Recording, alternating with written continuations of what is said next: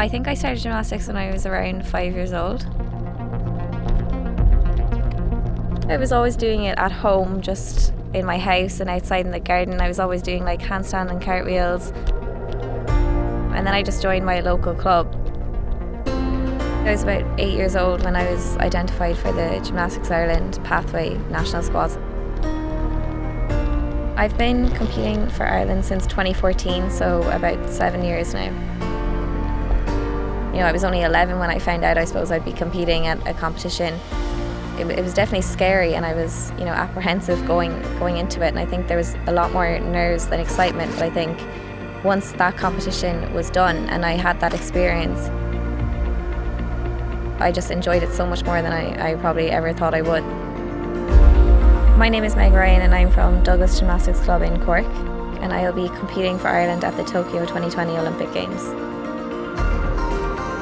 The Olympics is always, in the back of my mind. I think that's just because it is the biggest competition in not only gymnastics but for all sports, really.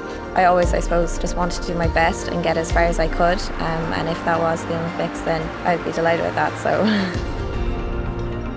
I think it was always the challenge of it. Like it was never easy, and I think you can always be getting better.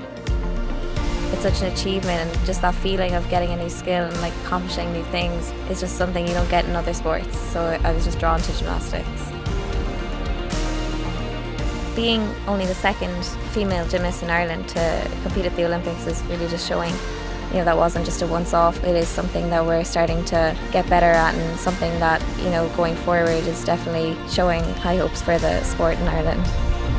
This is definitely a dream come true. Everyone always dreams of going to the Olympics just because it is the highest competition you could go to, and you never really know if that will happen. And I've always just kind of told myself that I'll go as far as I could possibly go. So to make it to the Olympics that's definitely a dream for me.